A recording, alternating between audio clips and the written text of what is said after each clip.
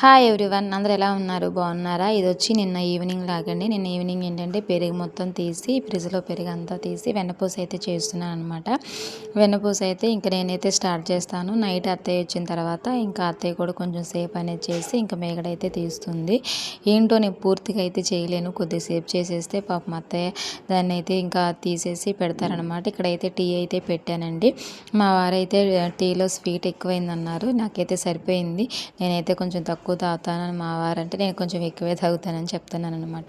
ఇక్కడ వచ్చి ఏంటంటే మా వాడు బయట క్లైమేట్ చాలా బాగుందనమాట. ఇంకా క్లైమేట్ని అయితే చూసి ఎంజాయ్ చేస్తున్నాడు. ఇంక ఇది వచ్చి రేపు మార్నింగ్ టిఫిన్కి అని చెప్పి జొన్న దోసకైతే నానేసానండి. ఇవి వచ్చి 2 గ్లాసులు నానేసాను. ఇంకా రైస్ ఒక గ్లాసు, మినపప్పు ఒక గ్లాస్ అయితే నానేసానండి.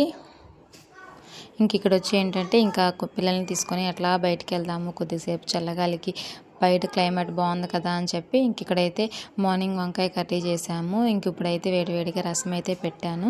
ఇంక కొంచెం గ్యాస్ బెల్ అంతా క్లీన్ చేసుకొని బయటికి వెళ్దామని చెప్పి అయితే ఇంకా రెడీ అవుతాను.